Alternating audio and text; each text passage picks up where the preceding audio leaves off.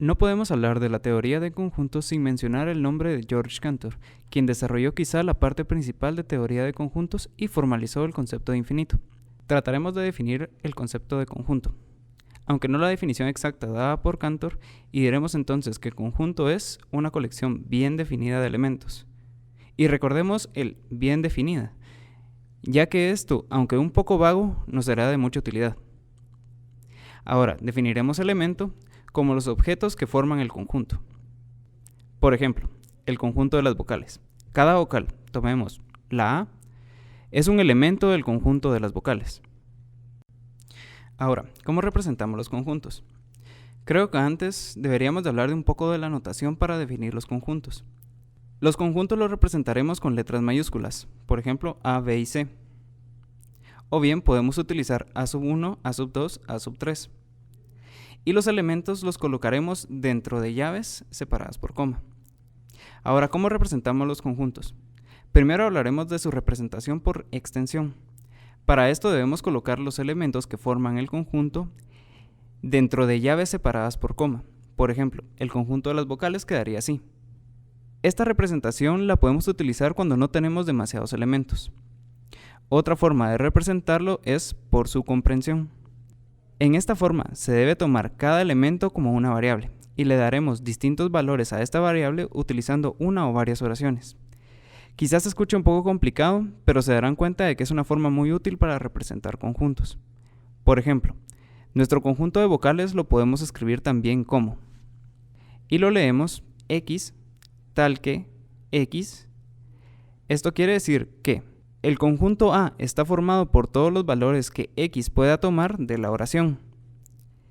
Y los valores que puede tomar x serían, en este caso, A, E, I, O, U. Ahora hablaremos de un concepto que debería ser intuitivo, la pertenencia. Lo representamos con este símbolo, la letra griega épsilon. La pertenencia nos dice si un elemento forma parte de un conjunto. Utilizando los ejemplos anteriores, decimos que I pertenece al conjunto A y sabemos que esto es cierto porque I está dentro del conjunto A. Ahora bien, ¿podríamos decir que Z pertenece al conjunto A? Como vemos, Z no está en el conjunto A, ya que Z no es una vocal del alfabeto en español. Por lo tanto, Z no pertenece al conjunto A. Ahora vamos a definir un conjunto U, formado por los enteros positivos, es decir, 1, 2, 3, 4, en adelante. Y luego definiremos los siguientes conjuntos. A está formado por todas las X que pertenecen a U y X tiene que ser menor de 10. Los elementos que forman este conjunto son, como vemos, cada uno de los valores cumple con la oración o sentencia colocadas en la definición del conjunto. Ahora el conjunto B está formado por todas las Y que pertenecen a U y Y sea menor que 4.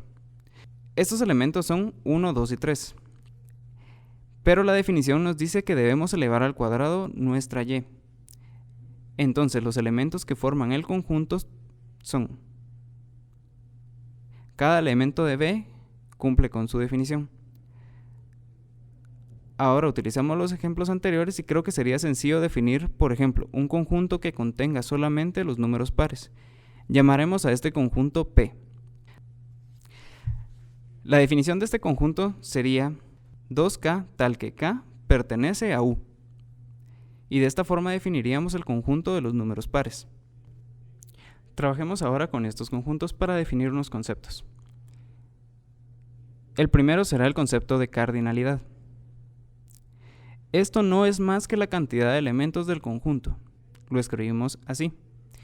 Y lo leemos como la cardinalidad de A o bien el tamaño de A. Para este ejemplo es sencillo decir la cardinalidad del conjunto A, por ejemplo, que es 10. Ahora, ¿cuál será el tamaño de B? Bien, si contamos los elementos de B, podemos ver que tiene 3 elementos, por lo que el tamaño de B es 3. Esto es bastante sencillo, pero ¿qué sucede con C? ¿Cuál es el tamaño del conjunto C? Como podemos ver, C es un conjunto al cual no le podemos asignar una cardinalidad, ya que si por ejemplo ordenamos los elementos del conjunto C ascendentemente, es decir, 2, 4, 6, 8, 10, y tomamos el número par 100, para este número existe uno mayor, por ejemplo 200, el cual cumple con la definición del conjunto C. Y para este número 200 en C, existe un número mayor que cumple con la definición de C. Tomando en cuenta esto, no es una definición formal, pero tenemos la idea de que es infinito. Entonces podemos decir que el conjunto C es infinito o tiene un tamaño infinito, mientras que los conjuntos A y B son finitos, por lo que podemos definir su tamaño. Debemos tomar en cuenta que no siempre es tan sencillo definir el tamaño de un conjunto. Ahora hablemos un poco de subconjuntos. Decimos entonces que un conjunto es subconjunto de otros si todo elemento del conjunto, por ejemplo D, pertenece al conjunto E, y lo denotamos así. Si existe al menos un elemento de E, por ejemplo, que no pertenezca a D, decimos que es un subconjunto propio, y lo denotamos así. Es decir, E no es igual a D, pero parte de D sí es igual a E. Por ejemplo, para nuestros conjuntos, B es un subconjunto propio de A. Viéndolo como diagrama de Venn podemos verlo de la siguiente forma. Otra forma de escribirlo es esta.